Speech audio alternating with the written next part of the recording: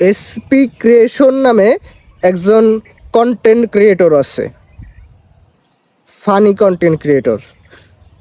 এই বিষয় নিয়ে আমি কথা বলতে চাইছিলাম না।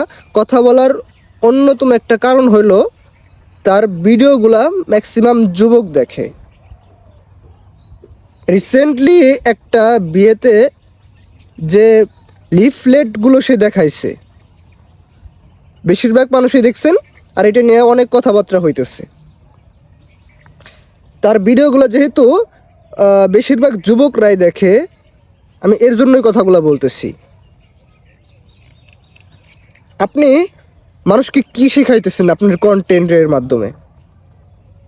আপনি কি দিতে পারতেছেন যুবকদের ভিতরে? অশ্লীলতা, নোংরামি, এইসব ছাড়া কি শিখতেছে বলেন? আপনি একজন কন্টেন্ট ক্রিয়েটর, আপনাকে লাখ লাখ মানুষ দেখে। আপনি কি শিখাইতেছেন তাদেরকে? এইসব যে সর্বোচ্চ গতিসীমা 40 কিলোমিটার, হেলমেট ছাড়া গাড়ি চালাবেন না, বিনা কারণে হর্ন বাজাবেন না, এসব। মানলাম আপনার একটা বিষয় ভুল হয়েছে, আমরা এটাকে সবাই অ্যাক্সিডেন্টই ধরে নিলাম। কিন্তু আমার প্রশ্ন হলো এখানে, আপনার কন্টেন্টের মাধ্যমে মানুষ কি শিখতে পারতেছে? আপনার ভিডিও থেকে মানুষ কি নিতে পারতেছে? আপনি রাস্তায় রাস্তায় যে মানে এই চ্যালেঞ্জ নেন, আমি আজকে একজন মেয়েকে প্রপোজ করবো, দেখবো যে সে রাজি হয় কিনা, এসব।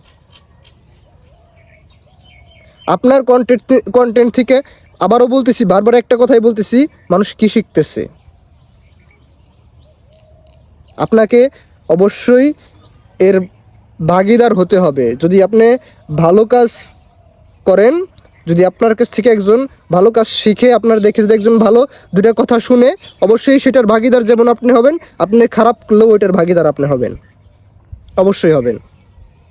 আমি এসপি ক্রিয়েশন সিয়াম আহমেদকে বলতেছি। আপনি আপনার ভিডিওতে কি মেসেজ দিতেছেন মানুষকে? কি শিখাচ্ছেন মানুষকে? আপনার ভিডিও থেকে মানুষ কি শিখতে পারতেছে? একটু চিন্তা করে দেখেন। আমি একজন ছোট কন্টেন্ট ক্রিয়েটর,